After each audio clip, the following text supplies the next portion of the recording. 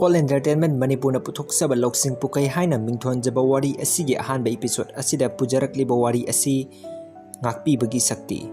Lousing Pukkei wari asina puthokchariba asi isagi sendal lambigidamak puthokchaba nachade isagi Lousing tansinnabagidamakta puthokchabani. Mayamda khudol tamjari Ngakpibagi Shakti. Muni amagi ashramda khudna iba yamna tangba ariba gita ama leirami. Nong mandupa ama muni adu unaba laklami. Tasengbadi mahak muni adugi sebak oirage haiduna lakpani. Adubu tanglaba gita adu ubada huraningba poklami. Mahangna khudakta gita adu huranduna chelaklami. Muni aduna mahogsagum gita adu page haiduna yenglubada leramde. Mahakpu unaba laklamba nupa aduna gita adu huralamgani haiba khanglabasu mahangna nupa adubu tananaba mi thabana chingba amata tarumde.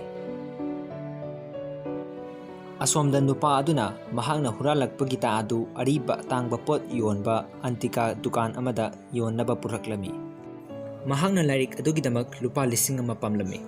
Dukandar aduna hairei. Lairik adu mukta pibirauba. Paisa kaya piba yagadagi haibadu akang ahisinga mukta tana jarukige. Ngahakta ngaibiramo koigadaba nate. Dukandar aduna gita adu muni adugi manakta laklaga hanglami. Lairik adu mamal kaya mapuduna di lupa lising ama piyo hairei. Muni aduna lairik adu ubamaktada mahaki tanglaba gita aduni haiba khanglami. Aduga mahangna hairei. Chumi, lairik asi yamna tangba lairikni.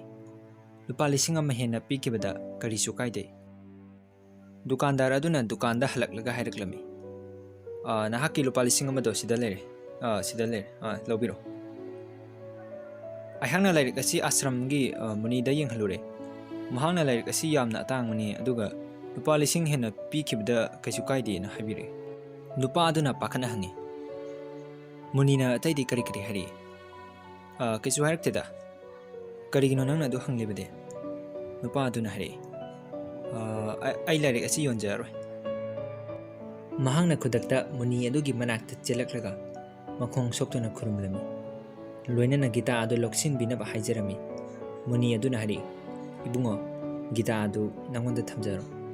Madu ayhangna khodoloina pirabani. Nupa aduna haijarei masi aina laurabadi aigi punsi aigi santi phanglaroi.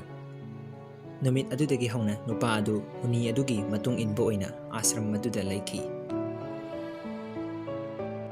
Ngakpiba haibasi akanba sakti amani. Masina sathiraba mi fawba wakhal honganba ngami. Mi amabu mahangna tauruba pap adugidamak ngakpiba haibasi mahaki anoba punsi ama bibirabani. Atenba Lousing Pukkei wari asidagi aikoina loksinba yabasi aikoina asoiba aranba ama taururabasu minung sileba miyoising dharma laiba miyoisingda aikoina lanjare haiba matamda ngakpiroidaba leite. Aranba thabak ama taururaba natraga asoiba ama taururabada ngakpiu lanjare haijagadabani.